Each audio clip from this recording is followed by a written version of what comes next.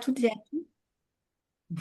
Merci beaucoup pour votre connexion à ce webinaire proposé par le CPVD, le Centre de prévention, de dépistage et de vaccination de l'hôpital du Mans. Donc, il y a trois volets sur le centre de vaccination polyvalente, le centre gratuit d'information et de dépistage et de diagnostic pour tout ce qui est maladies sexuellement transmissibles, et le centre de vaccination contre la maladie anti-tuberculose.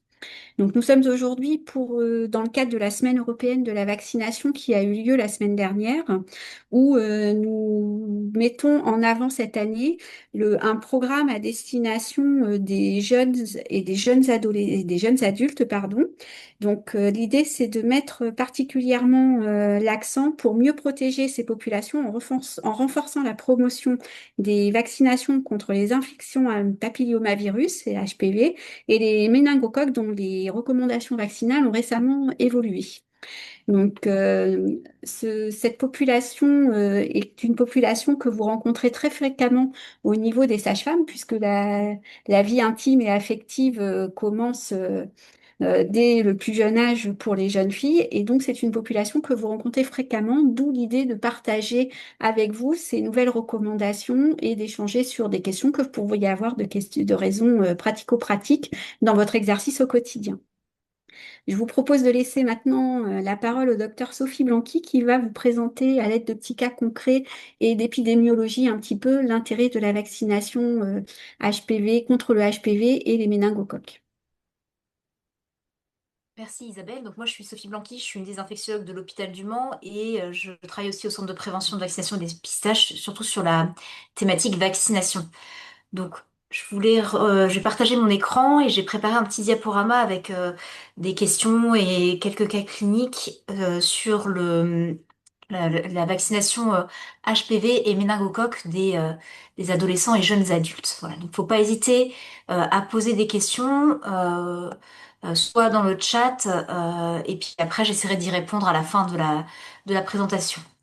Donc là j'ai partagé normalement mon écran. Est-ce que c'est bon, il est visible? Parfait, très bien.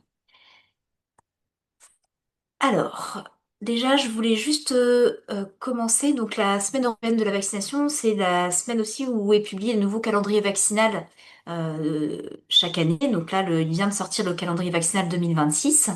Et c'est aussi l'occasion de publier les dernières données de couverture vaccinale. Et donc c'est assez intéressant, on a eu les dernières données de couverture vaccinale. Alors je suis désolée, c'est un petit peu flou sur la diapositive, mais c'était comme ça sur le document de Santé publique France.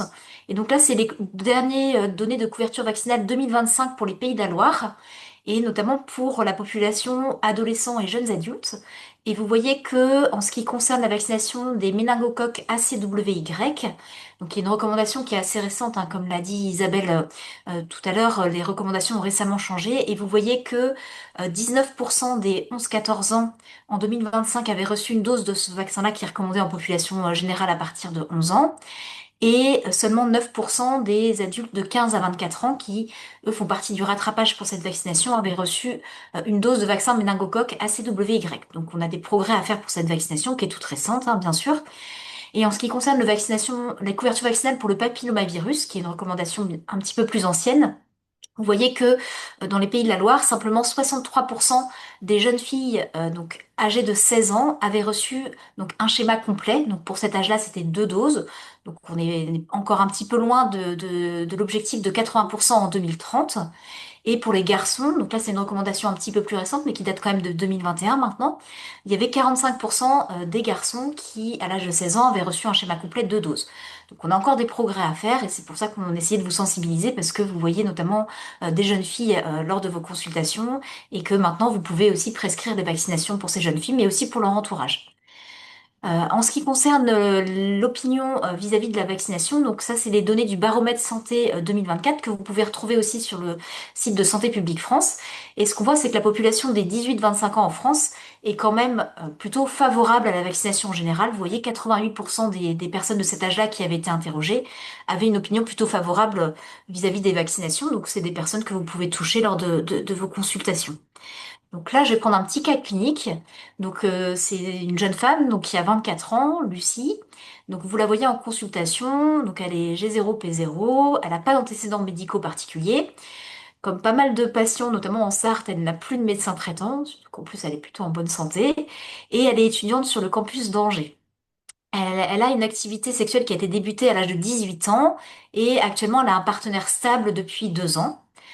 Elle n'a jamais été vaccinée contre enfin j'ai mis mais les papillomavirus humains, donc les HPV. Elle n'a pas d'antécédent d'infection sexuellement transmissible, et vous la voyez pour réaliser un frottis cervico-vaginal. Petite question, à votre avis, est-ce qu'il y a un intérêt à la vacciner? Alors oui, ou peut-être non parce que bah, elle est trop vieille, hein, 24 ans c'est trop vieux pour se faire vacciner contre les papillomavirus, ou non parce qu'elle a déjà eu des rapports sexuels, alors ça n'a pas d'intérêt de la vacciner contre les papillomavirus. Là, c'était juste pour lancer un petit peu la réflexion. Je vais passer rapidement, je vais vous faire les réponses tout de suite, mais voilà. Donc oui, il y a bien un intérêt à la vacciner, d'accord? On va voir un petit peu après les données et puis les recommandations actuelles. Donc juste, je voulais faire un petit point sur les papillomavirus. Je pense que vous connaissez bien, hein, du coup. Donc il y a plus de 200 types de papillomavirus. Il y a des HPV qu'on dit cutanés qui sont responsables des verrues plantaires et des HPV qu'on dit muqueux qui lui vont affecter, enfin eux vont plutôt affecter les muqueuses génitales et orales. Et il y en a plusieurs types et il y en a qu'on dit de bas risque, comme les HPV 6 et 16, et 6 et 11, pardon, qui sont responsables des condylomes génitaux, et des HPV à haut risque. Alors il y en a plusieurs, mais les principaux, c'est l'HPV 16 et l'HPV 18 qui sont responsables de cancer. Donc la transmission, vous savez, elle se fait par contact direct, que ce soit cutanéo-muqueux, cutané-cutané ou auto-inoculation, notamment pour les verrues. Et aussi par contact indirect, ça c'est plutôt pour les HPV cutanés au moment, enfin avec l'utilisation de piscine, de douche, d'objets, ou par voie périnatale au moment de l'accouchement ou par voie sexuelle. Ce qu'il faut savoir, c'est que le préservatif ne protège que partiellement contre cette infection qui est sexuellement transmissible, et on estime qu'à peu près 80% de la population sexuellement active sera infectée au cours de sa vie par des HPV.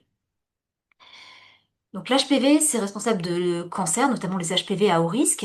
Et donc c'est responsable de la quasi-totalité des cancers du col de l'utérus, de 90% des cancers de l'anus, 27% des cancers du pénis, 23% des cancers de la vulve et du vagin, et 34% des cancers de l'oropharynx. Et vous voyez sur cette petite diapositive, donc ça touche bien et les femmes et les hommes, du coup. Et vous avez un petit peu le nombre de cancers qui sont liés aux HPV et aussi le nombre de verrues anogénitales liées aux HPV, donc chez les hommes et chez les femmes. Et quelque chose qu'on sait un petit peu moins, c'est que le cancer de l'anus, bah, vous voyez, ça touche plus les femmes que les hommes. Voilà, on a souvent l'impression que ça touche plus les hommes que les femmes, mais en tout cas, ceux liés à HPV touchent plus les femmes que les hommes. Ça, c'est des données qui sont assez intéressantes. Alors, on a pas mal de publications, mais celle-là, c'était la première. C'est des données, donc c'était une étude qui a été faite en Suède. Donc, en Suède, ils ont des très bons taux de couverture vaccinale. Voilà, ils recommandent la vaccination depuis 2006. Ils ont introduit une vaccination, notamment scolaire, chez les 10-12 ans, pardon, ce qui fait qu'ils ont des très bons taux de couverture vaccinale. Et ce sont les premiers à avoir montré donc l'efficacité de la vaccination HPV sur la prévention des cancers du col de l'utérus. Et là, vous voyez sur cette courbe, alors je ne sais pas si je vais réussir à avoir, hop, voilà, un petit pointeur pour vous montrer ça. Hop, non, je ne vais pas y arriver. Je ne sais pas si vous voyez mon pointeur. Oui, C'est oui. bon, Sophie. Voilà, donc là, vous voyez, donc ils ont suivi l'incidence et de diagnostic des cancers du col de l'utérus. Donc là, vous voyez en rouge, c'est la courbe. Donc vous voyez avec l'incidence qui augmente chez les jeunes filles qui ne sont pas vaccinées, bien sûr, avec l'âge, hein. Quand on est infecté par un HPV, il faut souvent à peu près 10 ans avant de déclencher un cancer du col de l'utérus, après l'infection par l'HPV qui n'arrive pas à être éliminé par la femme. Chez les jeunes filles qui ont été vaccinées, vous voyez, à l'âge moins de 17 ans, et ben, l'incidence des diagnostics de cancer du col de l'utérus, bah, elle est pratiquement de zéro, en fait, du coup. Donc, une très bonne efficacité. Et chez les jeunes filles qui ont été vaccinées entre 17 et 30 ans, et ben, vous voyez qu'il y a quand même des diagnostics de cancer du col de l'utérus, mais que c'est quand même inférieur à ceux qui n'ont pas été vaccinés. Donc, on a quand même une efficacité, même si on vaccine plus tard. Voilà. Mais il vaut mieux vacciner plus tôt. C'est un peu le message aussi. On peut vacciner plus tard dans la vie. Vous savez que ce vaccin, il a l'AMM jusqu'à 45 ans. En France, il est remboursé jusqu'à 26 ans. Mais il vaut mieux vacciner le plus tôt possible et notamment avant d'avoir eu les premiers rapports sexuels parce qu'en fait, ça permet pas d'éliminer des infections par HPV qu'on aurait déjà rencontrées. Voilà. Alors, ensuite, on peut se poser la question du schéma vaccinal qu'on propose. Donc, est-ce que vous proposez à cette jeune fille qui a 24 ans, qui n'a jamais été vaccinée, donc est-ce que vous lui proposez de se vacciner avec un vaccin Cervarix, donc c'est un vaccin bivalent qui protège contre l'HPV 16 et l'HPV 18. Est-ce que vous lui proposez une dose dans 2 mois, une dose dans 6 mois? Est-ce que vous lui proposez plutôt le Gardasil 9 qui protège contre 9 HPV avec une dose dans 2 mois et une dose dans 6 mois, donc un schéma à 3 doses? Est-ce que vous lui proposez plutôt un schéma avec le Gardasil 9 d'une dose et une dose dans 6 mois ou simplement un schéma avec une seule dose? C'est assez vite, mais voilà. Donc la bonne réponse était un schéma de 3 doses, vous savez, avec le Gardasil 9. Voilà. Donc c'est une dose dans 2 mois et une dose dans 6 mois. Et il n'est plus recommandé de primo-vacciner les gens avec le Cervarix, et d'ailleurs ce vaccin n'est plus disponible. On recommande maintenant de vacciner avec le Gardasil 9 qui a une meilleure couverture sur les HPV de haut risque et qui couvre aussi les HPV 6 et 11 et qui donc protège contre les verrues anogénitales. Alors, imaginons que cette jeune fille, elle avait déjà reçu un vaccin HPV, une dose de vaccin HPV à l'âge de 13 ans. Alors, qu'est-ce que vous faites dans ce cadre-là? Est-ce que vous lui refaites une dose de Gardasil et une dose dans minimum 4 mois pour compléter un schéma 3 doses qui est le schéma recommandé à l'âge de 24 ans? Est-ce que vous lui faites qu'une seule dose de vaccin Gardasil 9? Voilà. Ou est-ce que vous lui refaites un schéma complet en disant que ça fait trop longtemps qu'elle a eu déjà son première dose d'HPV, c'est il y a 11 ans déjà, et qu'il faut lui refaire le schéma complet parce que probablement que cette vaccination-là n'a pas été efficace. Alors ça, c'est des questions qu'on peut avoir, donc je vais passer rapidement sur la réponse, mais en fait, il faut lui faire justement une seule dose. Donc en fait, en vaccinologie, il y a une règle, c'est que toutes les doses comptent, d'accord? Même si elles ont été faites il y a très longtemps. Vous savez, les délais qu'on donne dans les schémas de vaccination, c'est toujours des délais minimums et il n'y a jamais de délai maximum. Donc si vous lisez la RCP du Gardasil, ils disent que les 3 doses doivent être complétées en 1 an, mais c'est parce que c'est les schémas qui ont été utilisés en fait dans les études du Gardasil, mais on sait que de toute façon, même si on a reçu une dose, même si ça fait 11 ans, il faut quand même la compter, elle est quand même efficace, d'accord? Et après, pour savoir le nombre de doses qu'on doit faire, eh ben en fait, il faut regarder à quel âge elle a eu sa première dose de vaccin et le schéma qui était recommandé à cet âge-là, en fait. Et donc, à 13 ans, normalement, le schéma recommandé, c'est 2 doses à au moins 5 mois d'intervalle, d'accord? Et on regarde aussi le schéma qui est recommandé à l'âge qu'elle a. Donc, à l'âge qu'elle a, à 24 ans, elle aurait dû avoir 3 doses. Et en fait, on prend le schéma qui a le moins de doses. Donc, comme à 13 ans, son schéma normalement devait avoir que 2 doses, on lui fera simplement une seule dose, d'accord, pour compléter son schéma. J'espère que c'est clair. Voilà. Voilà. Et donc, on va faire une autre petite question. Donc, si la dose d'HPV, elle l'avait reçue à l'âge de 16 ans. Donc là, la bonne réponse, c'était qu'il aurait fallu simplement compléter son schéma et donc lui refaire le schéma qui était recommandé à l'âge de 16 ans, c'était aussi 3 doses. Donc on lui refait une dose et une dose minimum dans 4 mois. D'accord? On ne reprend jamais tout.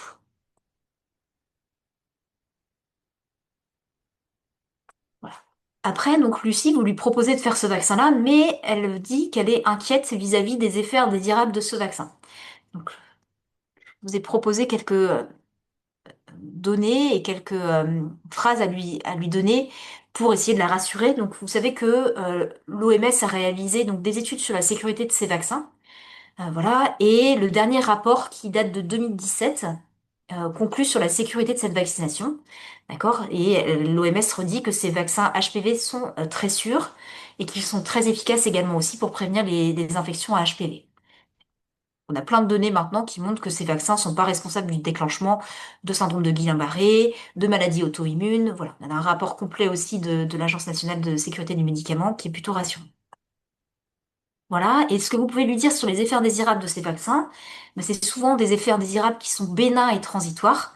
Donc il y a à peu près 5 à 15% des gens qui vont faire des réactions locales, c'est-à-dire douleur, rougeur, gonflement au niveau du point d'injection, et des effets indésirables qu'on dit un peu plus généraux, c'est-à-dire de la fièvre, des douleurs musculaires dans les heures qui suivent l'injection, mais c'est rarement plus de 24-48 heures après l'injection. Voilà. Un effet indésirable qu'on retrouve assez fréquemment, notamment chez les adolescents et les jeunes adultes qu'on vaccine, c'est des syncopes ou des malaises vagos en fait. Euh, et c'est plutôt en lien avec l'anxiété générée par l'injection du vaccin avec une aiguille. Et donc ce qui est recommandé, c'est maintenant de vacciner en position assise et de garder en surveillance 15 minutes après la vaccination, notamment les personnes si elles sont assez anxieuses pour essayer de gérer ces possibles malaises vagos. Voilà, donc bien sûr, comme pour tous les vaccins, il y a des effets indésirables graves qui sont rarissimes, c'est l'anaphylaxie.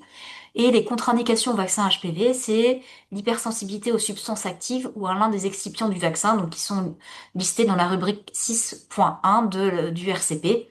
Voilà, donc c'est ou des personnes qui ont déjà fait une réaction allergique suite à l'injection d'une dose de ce vaccin-là. Voilà. En fin de consultation, donc Lucie vous pose la question suivante. Elle vous demande si son conjoint, qui est âgé de 23 ans, peut lui aussi se faire vacciner. Donc oui, il peut se faire vacciner, bien sûr. Voilà. Et donc là, je vous ai repris donc la recommandation du calendrier vaccinal donc 2026 qui vient de sortir. Et donc pour l'HPV, donc c'est bien recommandé chez toutes les jeunes filles et tous les jeunes garçons. Donc la vaccination, on la préfère plutôt entre l'âge de 11 et 14 ans, notamment du fait des données que je vous ai montrées chez les Suédois qui montrent qu'il y a une meilleure efficacité quand on vaccine tôt dans la vie. Et entre 11 et 14 ans, le schéma, c'est 2 doses à au moins 5 mois d'intervalle, avec le vaccin Gardasil 9. Et il y a un rattrapage qui est possible maintenant chez les jeunes hommes et chez les jeunes femmes entre 15 et 26 ans révolus. Voilà, et donc le schéma à partir de 15 ans, c'est 3 doses à M0, M2, M6. Et ces vaccins sont bien sûr remboursés par la sécurité sociale. Vous savez bien que maintenant, il y a une campagne de vaccination donc, pour les papillomavirus qui est proposée en collège, en classe de cinquième. Voilà, donc là, je vous ai remis donc, les schémas vaccinaux. Voilà, et le Cervarix, il ne faut plus l'utiliser et n'est plus disponible. Donc en fait, s'il y a une personne qui a fait juste une seule dose de Cervarix, en fonction de son âge, on pourra lui proposer 1 ou 2 doses en fait de vaccin Gardasil 9 pour compléter son schéma. Même si c'est mis dans la RCP que les vaccins sont pas interchangeables, on n'a plus de Cervarix. Et là, je voulais vous présenter aussi une étude qui est assez intéressante parce que souvent on a des gens qui nous disent, mais si on fait qu'une seule dose et qu'ils complètent pas, est-ce que ça a vraiment un intérêt et tout ça? Ben, ça, c'est pour vous montrer que maintenant, il y a plein d'études qui montrent que des schémas avec moins de doses sont pratiquement aussi efficaces que les schémas avec 2 ou 3 doses qu'on utilise actuellement. Et l'OMS maintenant recommande, notamment dans les pays à faible revenu, de faire des schémas à simplement 1 ou 2 doses chez les jeunes femmes. Et donc ça, c'est une étude, c'est la plus récente qui a été réalisée au Costa Rica. Et en fait, ils ont comparé des jeunes filles qu'ils ont vaccinées soit avec un vaccin Cervarix, soit avec un vaccin Gardasil 9. Et ils ont regardé 1 dose versus 2 doses pour ces vaccins-là. D'accord? Et vous voyez que pour le vaccin bivalent qui est le Cervarix, on a une efficacité à 98,2% pour prévenir les infections à HPV 16 et 18. Donc pour 1 dose, c'est 98,2% d'efficacité et 97,8% d'efficacité pour 2 doses. Et pour le vaccin Gardasil 9, vous voyez qu'une dose est efficace à 97% versus 98,5% pour 2 doses. Et ça, c'est des données d'efficacité avec un recul de 5 ans. D'accord? Donc voilà, donc c'est plutôt voilà, des bonnes données qui montrent l'efficacité même robuste avec 1 ou 2 doses de ces vaccins-là. Voilà. Alors, j'ai oublié de modifier, mais c'est toujours notre jeune fille qui a 24 ans. Et elle, comme vous lui avez parlé de vaccination, bah, elle enchaîne sur d'autres questions sur la vaccination et elle a entendu parler de cas de méningite en Angleterre. Voilà, vous savez qu'il y a une épidémie de méningite, je reviendrai sur ça après. Et elle vous demande si, elle, comme elle est étudiante aussi, est-ce qu'elle peut se faire vacciner contre les méningocoques.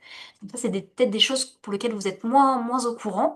Donc voilà, c'était pour vous montrer un petit peu, il y a eu des nouvelles recommandations pour les méningocoques, donc, qui datent déjà de 2025, mais qui ont été repris dans le calendrier vaccinal 2026. Donc vous voyez que maintenant les vaccinations contre les méningocoques A, C, W, Y et B font partie des vaccinations obligatoires du nourrisson. Et maintenant, on a une recommandation de refaire une vaccination ACWY chez les adolescents entre l'âge de 11 et 14 ans avec un rattrapage possible jusqu'à 24 ans. D'accord? Et pour le méningocoque B, cette vaccination peut être proposée. Alors c'est marqué proposée dans le calendrier vaccinal, mais moi je pense qu'il faut la mettre au même niveau de recommandation que vaccination méningocoque ACWY, avec donc entre 15 et 24 ans un schéma à 2 doses. Donc, je vais vous montrer un petit peu les données épidémiologiques qui ont fait qu'on a modifié les recommandations de vaccination contre les méningocoques en France. Donc là, c'est les dernières données donc, de 2025. Et vous savez que les infections invasives à méningocoques, c'est-à-dire les méningites, les septicémies à méningocoques, sont surveillées en France, d'accord? Euh, on a un rapport qui est publié donc tous les ans par Santé publique France. Et là, vous voyez que c'est le taux d'incidence en fait en France pour ces infections invasives à méningocoques. Donc, vous voyez qu'il y a un creux. Ça, c'était pendant la période Covid avec les confinements où on portait tous des masques, ce qui fait qu'on n'avait pas d'échange des méningocoques et donc pas d'infection invasive à méningocoques. Mais depuis qu'on a levé ces mesures de confinement, on a une recrudescence en France des infections invasives à méningocoques. Et vous voyez que En 2025, on a eu 628 cas d'infection invasive à méningocoque, un petit peu de manière plus importante que les cas qui avaient été déclarés en 2024. On a une augmentation de 2%. Quand on regarde un petit peu cette incidence en fonction des âges, eh ben, vous voyez que c'est des infections qui sont plus fréquentes chez les enfants de moins de 1 an, mais aussi chez les jeunes adultes qui sont âgés de 15 à 24 ans et chez les personnes de plus de 80 ans. Voilà. Quand on regarde un petit peu les sérogroupes, donc vous savez qu'il y a quatre sérogroupes particuliers qui circulent particulièrement chez les hommes. Donc il y a le sérogroupe B qui correspond à 45,6% des cas en 2025. Le sérogroupe W et le sérogroupe Y qu'on voyait pas du tout avant et qui ont émergé en post-Covid, qui représentent donc à peu près 30% des cas pour le méningocoque W et 23,4% des cas pour le méningocoque Y. Et par contre, en ce qui concerne le méningocoque C, pour lequel on vaccinait depuis de nombreuses années en France, du fait de la bonne couverture vaccinale grâce à l'obligation vaccinale, on a une chute complètement de ces sérogroupes-là qui représentent plus que 4 cas en France en 2025. En ce qui concerne la létalité et la morbidité de ces infections, on voit que en France, en 2025, on a eu 78 décès liés à ces infections invasives à méningocoque, ce qui correspond à une létalité de 13%. Donc c'est énorme hein, pour une maladie infectieuse, 13% de létalité. Donc elle était plus importante quand on avait un purpura fulminans et aussi pour les méningocoques du sérogroupe W. Vous voyez, c'est 21% de létalité parce qu'en fait, c'est des sérogroupes qui ont des infections qui ont une présentation assez atypique avec des arthrites, des douleurs abdominales et pas du tout des méningites. Voilà, donc il y a souvent un retard à la prise en charge de ces infections, ce qui explique ce taux de létalité qui est particulièrement élevé. Ce qu'il faut savoir, c'est que parmi les survivants des infections invasives à méningocoque, il y a à peu près 30% des gens qui vont garder des séquelles, que ce soit des séquelles auditives, des séquelles neurologiques ou même des amputations aussi de membres qui sont assez fréquentes chez les enfants et les adolescents qui sont atteints de ces infections. Après, ce qui est aussi intéressant de regarder et ce qui sous-tend un petit peu les recommandations qu'on a actuellement, c'est que vous savez que le méningocoque, c'est une bactérie qui est un réservoir strictement humain. Et en fait, il y a pas mal de gens dans la population locale qui portent des méningocoques au niveau du nasopharynx, mais ce sont des porteurs sains, ils ne sont pas forcément infectés, d'accord? Et vous voyez que c'est la courbe qui est en noir. Les gens qui portent le plus le méningocoque, et ben c'est les adolescents et les jeunes adultes, d'accord? Et c'est eux qui sont un petit peu le réservoir des infections. Et on sait que notamment les vaccins pour le méningocoque ACWY permettent d'éliminer le portage de ces méningocoques. Et donc en vaccinant les adolescents, les jeunes adultes, on va empêcher qu'ils portent le méningocoque et donc on va complètement éliminer le réservoir de ces infections. Et ça évitera de transmettre ces infections aux nourrissons. Donc en vaccinant les adolescents, on aura aussi un petit peu une efficacité sur les personnes non vaccinées en diminuant en fait le réservoir et la transmission de ces méningocoques. D'accord? Donc ça, c'est les données un petit peu. Donc pour les méningocoques ACWY, les vaccins qu'on a actuellement, bah, ils sont très efficaces parce qu'ils couvrent tous les méningocoques ACWY. Donc on a une protection qui est aux alentours de 100%.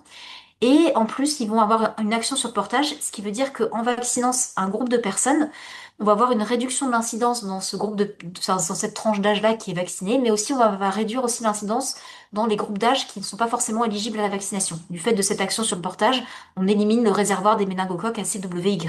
Voilà. Et la durée de protection de ces vaccins-là, elle est d'au moins 10 ans. Donc ça vous explique pourquoi est-ce qu'on a mis cette vaccination-là à l'âge de 11 ans. On l'a mis à l'âge de 11 ans, le rappel de vaccination ACWY, parce que à 11 ans, on porte beaucoup de méningocoques, donc en vaccinant, on va éliminer le réservoir. Et on a une efficacité qui est d'au moins 10 ans, voire plus. Donc on sera quand même efficace entre 15 et 24 ans, qui sont les âges où on fait plus d'infections invasives à méningocoques.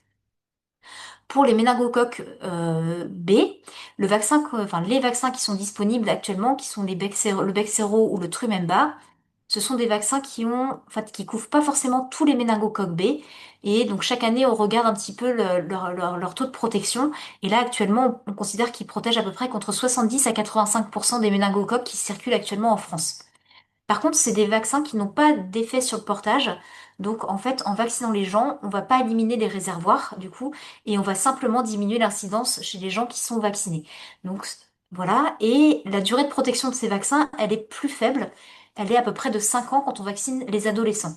Donc, ça vous explique pourquoi est-ce qu'on a placé cette vaccination-là à partir de l'âge de 15 ans. D'accord? Parce qu'on veut vraiment protéger les gens qui sont le plus à risque de faire les infections invasives à méningocoque B. Et donc, on sait que c'est les adolescents entre 15 et 24 ans qui font le plus de ces infections-là. Et on ne le fait pas avant parce que sinon ça ne sera pas efficace pendant le pic de risque. Et c'est vrai que si on le fait à 15 ans, bah, possiblement qu'à 24 ans, on est plus protégé, mais pour l'instant, il n'y a pas de recommandation de faire de rappel.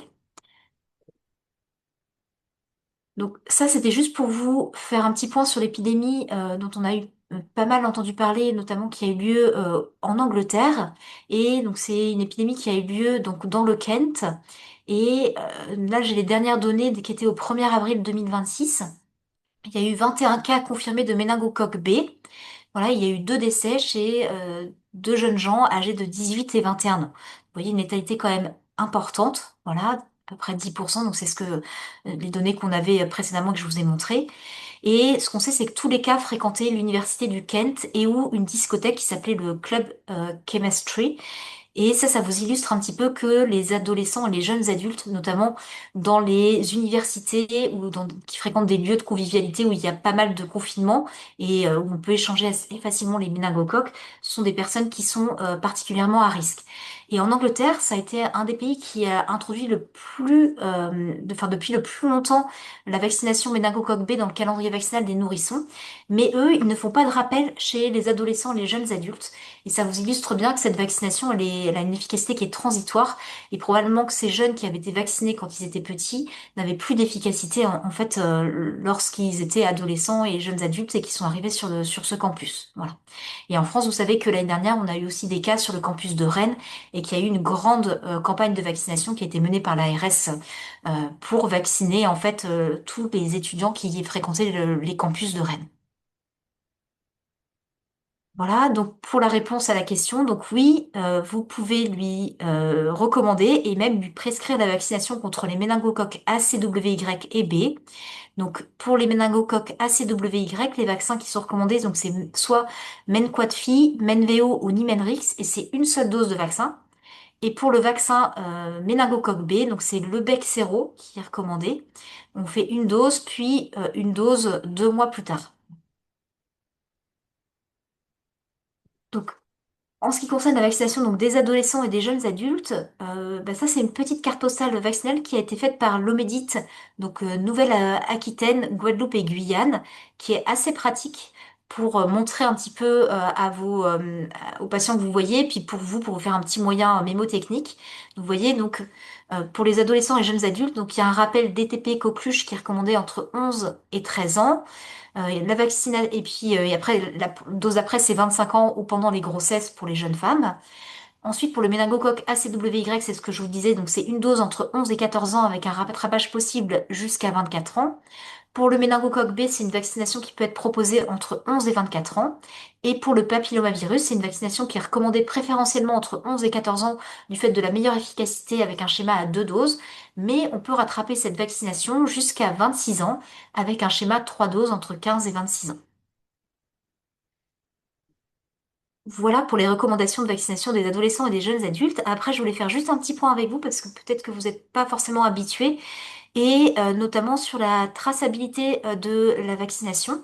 Donc, si vous réalisez des vaccinations en cabinet, donc vous savez qu'il faut absolument tracer cette vaccination. Donc, au minimum, c'est sur un carnet de vaccination ou un carnet de santé papier, avec obligatoirement certains items qui doivent être mis, la date de la vaccination, le nom du vaccin et le numéro de lot du vaccin, et bien sûr le prescripteur et le vaccinateur. Voilà.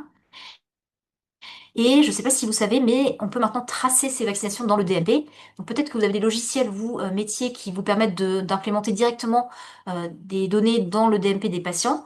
Mais si vous pouvez pas, ce qu'il faut savoir, c'est que les patients ont aussi accès maintenant à Mon Espace Santé et qui peuvent rentrer eux-mêmes leur vaccination. Et notamment, je ne sais pas si vous avez déjà remarqué, mais sur les boîtes de vaccination, maintenant, il y a des petits QR codes. Et en fait, ce QR code peut être flashé directement avec l'application Mon Espace Santé. Et ça permet de rentrer directement le nom du vaccin, son numéro de lot et la date de vaccination qui sera mis à la date du jour. Donc, c'est des choses qui facilitent un petit peu la transmission de l'information, notamment après pour le partage des informations entre professionnels de santé.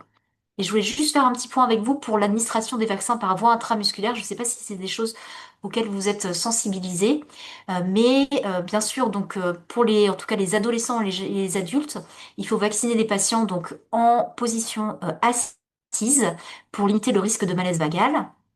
pour l'aiguille, on doit utiliser une aiguille fine mais qui doit être suffisamment longue pour être bien en intramusculaire.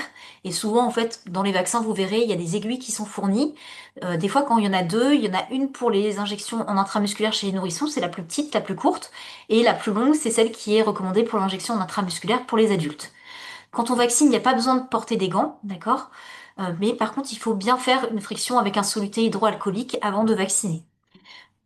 En France, on recommande quand même la désinfection de la peau sur le site d'injection, donc avec n'importe quel désinfectant, mais ce qu'il faut savoir, c'est qu'il faut laisser sécher 30 secondes à 1 minute avant de piquer, voilà, pour bénéficier de l'action du produit et éviter aussi qu'il y ait un picotement qui soit lié à la présence de l'alcool dans les désinfectants quand je vais faire l'injection avec mon aiguille. Donc, il n'est pas recommandé, c'est des choses qu'on pouvait voir avant, de réchauffer le vaccin entre ses mains, souvent parce que vous savez, le vaccin il est conservé au froid, ça diminue pas la douleur et ça apporte aucun bénéfice. Voilà. Et aussi quelque chose qu'on nous pose souvent comme question, il n'y a pas besoin de purger l'air qui est dans la seringue, d'accord? Ni dans l'aiguille, parce qu'en fait c'est de l'air qui est fait exprès pour pouvoir injecter la totalité de la quantité du vaccin, d'accord? Pour essayer qu'il n'y ait plus de produit dans l'aiguille. Et souvent quand on essaie de purger en plus une seringue ou une aiguille, eh ben on perd un petit peu de substance et vous voyez qu'il n'y a pas beaucoup de millilitres pour protéger une personne souvent contre toute sa vie et donc tous les millilitres sont bien nécessaires et il faut pas s'amuser à purger les vaccins. Ensuite, comment est-ce qu'on administre en pratique les vaccins? Bah, il faut tendre la peau entre l'index et le pouce. Donc, vous savez que le site de vaccination en intramusculaire qui est recommandé chez les adultes, c'est dans le deltoïde. Voilà. Ensuite, on enfonce l'aiguille donc avec un angle perpendiculaire au plan cutané. Et il faut le faire avec un mouvement sûr et rapide pour diminuer donc la douleur. Il n'est pas nécessaire de faire ce qu'on appelle le retour veineux, c'est-à-dire aspirer avant d'injecter pour vérifier qu'on n'est pas en intravasculaire. Il n'y a aucun risque à vacciner en intravasculaire si on vaccine au niveau du deltoïde. Et si on fait ça, ça augmente la douleur des patients. Il faut injecter rapidement. Donc, c'est faut pas aller trop rapidement non plus parce que si on exerce une trop forte pression, on va faire ressortir l'aiguille, on va pouvoir perdre du produit. Mais il faut pas aller tout doucement parce que ça augmente aussi la douleur. Après l'injection, vous savez qu'il faut pas recapuchonner l'aiguille, c'est à risque de faire un AES et il faut la jeter dans un conteneur d'Asri. Et il faut, ce que je vous ai dit, garder les patients en observation. On dit entre 10 et 15 minutes pour vérifier qu'il n'y ait pas de malaise vagal ou d'anaphylaxie suite à l'injection. Et vous savez que si vous faites des vaccinations à votre cabinet, il faut que vous fassiez prescrire une seringue d'adrénaline pour pouvoir gérer un éventuel choc anaphylactique, donc qui est hyper rare, mais qu'on craint tous d'avoir un jour, en tout cas pour les gens qui font beaucoup de vaccinations. Voilà, donc j'ai fini avec ma présentation. Je vous remercie pour votre attention et puis je suis disponible si vous avez des questions. Voilà, donc on n'est pas trop nombreux, donc je pense que vous pouvez les poser directement. Je vais arrêter le partage de mon écran. Voilà, et puis bah, n'hésitez pas si vous avez des questions à poser, c'est le moment, du coup.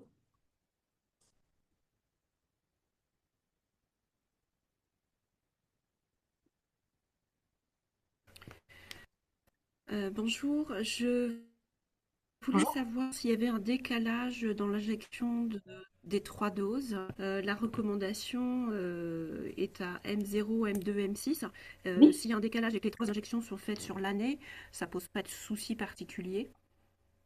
Ça pose aucun souci. En fait, les délais qui sont marqués dans la RCP du vaccin, c'est des délais vraiment minimum, du coup. Donc, en fait, si vous avez au moins le délai minimum qui est bon, il n'y a pas de risque à faire M0, si vous revoyez que 4 mois M0, M4, et puis après M8, du coup, pour la vaccination. D'accord? Voilà. D'accord, très bien. Et deuxième question, pourquoi on continue, en fait, vu de l'étude que vous nous avez présentée, à faire un schéma à trois doses avec le Gardasil 9? Euh, Quel est Ah, vraiment l'intérêt? Parce qu'en oui. fait, on ne gagne pas énormément en efficacité. Un schéma à deux doses, Alors, c'est en une très fait, très bonne montre qu'on a question. quasiment le même résultat. Ouais. C'est une très bonne question. En fait, ça a été, c'est en cours de révision par la HAS. Donc, c'est toujours le schéma qui est marqué dans le calendrier vaccinal. Donc, c'est pour ça que je vous ai présenté ce schéma-là. Moi, personnellement, et j'ai pas mal de mes collègues qui ne font plus que des schémas à deux doses. Le risque étant que si quelqu'un voit qu'un jeune a reçu que 2 doses, lui complète avec une dose si c'est des professionnels qui sont un petit peu moins au courant des dernières données de vaccination. Donc voilà, c'est une limite un petit peu à avoir, mais moi je pense qu'un schéma de 2 doses c'est largement suffisant et la plupart des infectiologues en fait qui font de la vaccination pensent exactement la même chose, que ça sert à rien maintenant de faire des schémas à 3 doses et que 2 doses ça suffit pour tout le monde. Du coup, voilà. Mais il faut bien les Alors c'est 5 mois vrai minimum que, entre les deux voilà, moi c'est doses. c'est un peu ce que je pense aussi. Voilà. Il faut Pardon? minimum 5 mois entre les 2 doses pour avoir ce schéma de 2 doses, du coup. D'accord. D'accord? D'accord, oui, parce que du coup, il y a un impact entre le délai entre la première et la deuxième Oui, dose. oui, en fait, ça vient des données d'immunologie. En fait, il faut qu'il y ait une maturation de la réponse primaire pour pouvoir avoir vraiment un effet rappel avec la deuxième dose, du coup. Si le délai est trop court, c'est un petit peu comme chez les nourrissons, on fait plusieurs doses assez rapprochées, et puis la dernière dose est beaucoup plus longtemps après pour avoir eu le temps qu'il y ait une maturation des cellules mémoire pour faire vraiment une injection de rappel. Si vous le rapprochez trop ces 2 doses, ben, il faut faire un schéma de 3 doses. Les 2 doses, il faut vraiment qu'il y ait 5 mois de minimum d'intervalle pour considérer que c'est un schéma à 2 doses valable en fait, du coup. D'accord, d'accord, D'accord? d'accord. Voilà. Très bien, merci. Mhm. M0, M5. Alors moi j'ai encore d'autres questions Allez, du coup qui concernent effectivement proposer une vaccination Gardasil et méningocoque. Est-ce qu'on peut faire du coup sur la même consultation une vaccination méningo et Gardasil? oui, ils peuvent être co-administrés ces vaccins. Et ils peuvent être co-administrés aussi avec le DTP coqueluche. Ah, j'ai des coupures du coup. Je suis désolée, j'ai des coupures de réseau. J'ai pas compris avec le Alors, ils rappel peuvent des être, 25 ans. voilà. Ces vaccins peuvent tous être co-administrés, donc méningocoque B, méningocoque ACWY et HPV. Et ils peuvent être aussi co-administrés avec le vaccin DTP coqueluche. D'accord.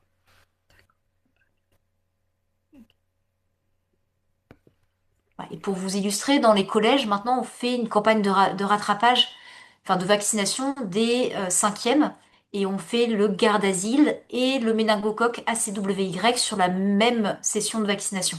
D'accord?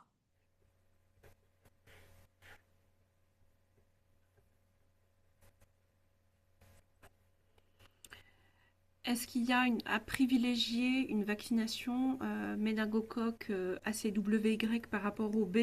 Parce que c'est vrai, quand on parle vaccination, il y a parfois un peu de réticence. Donc là, on va discuter Gardasil, on va discuter méningocoque ACWY plus méningocoque B et le rappel en fait du Repevax. Est-ce qu'il faut qu'on privilégie certaines choses? Je pense qu'il n'y a pas à privilégier le méningocoque, c'est le même niveau de gravité. Et vous voyez que, alors il y a des limites avec des vaccins que je vous ai expliqué tout à l'heure, mais vous voyez que le méningocoque B, pour moi, c'est aussi important que le méningocoque ACWY. Et c'est d'ailleurs le sérogroupe qui est le plus fréquent qui circule actuellement. Et les dernières grosses épidémies qu'on a vues chez les adolescents et jeunes adultes, c'était du méningocoque B. Donc je pense qu'il n'y a pas à privilégier l'un ou l'autre des vaccins. Il faut les faire tous, du coup. Le calendrier vaccinal a dit pour le méningocoque B qu'il fallait le proposer, mais c'est plus pour des raisons coût économique et le fait aussi que la vaccination pour le méningocoque B, elle va protéger que l'adolescent qui va le recevoir, mais il n'y aura pas cet impact sur les autres parce que c'est un vaccin qui protège pas du portage et qui va pas agir sur le réservoir. Mais pour moi, c'est aussi important. Les deux vaccinations, elles sont au même niveau. Le fait qu'elle n'ait pas été mise au même niveau sur le calendrier vaccinal, c'est plutôt sur des données coûts économiques en fait. Voilà. Mais pour moi, il faut toutes les privilégier, je pense. Après, il y a des âges euh, qui sont pas tout à fait les mêmes pour l'ACWY et le méningocoque B. Euh, et voilà, ça permet un peu de les faire un peu de manière séquentielle, sauf si vous tombez sur un âge où il y a tout à faire en même temps. Mais voilà, nous on fait régulièrement et je pense que c'est une vaccination qui est assez bien acceptée, notamment depuis l'épidémie qu'il y a eu en Angleterre, où les gens se sont sentis, en tout cas, enfin les adolescents et jeunes adultes se sont sentis vraiment concernés par cette vaccination. D'accord. moi, en tant que sage-femme, enfin, on est plutôt, oui, sur des tranches d'âge, Un peu euh, plus élevé, voilà, ouais.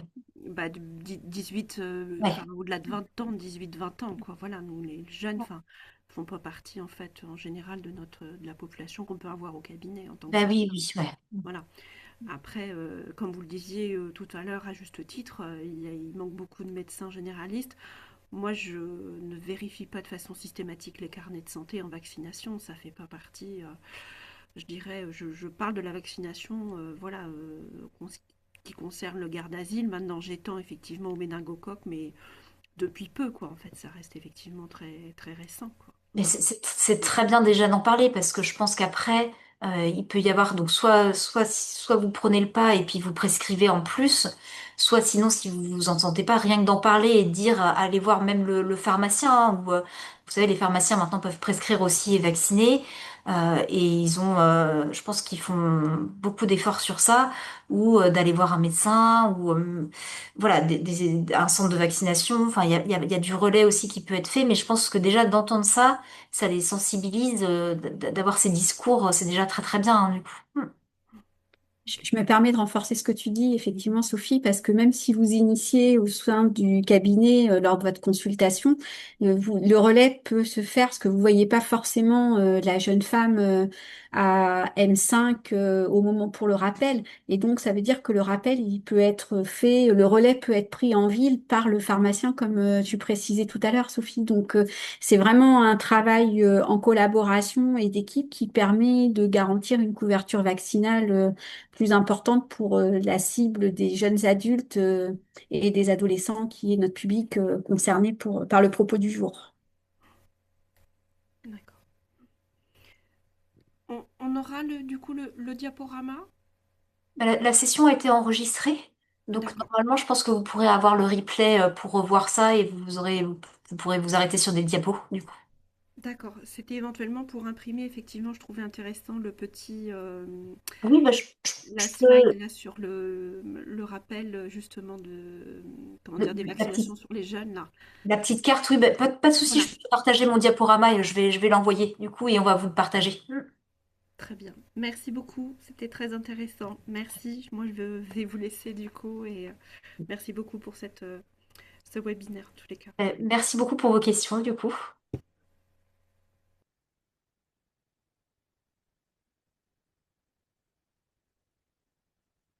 Est-ce qu'il y a d'autres questions?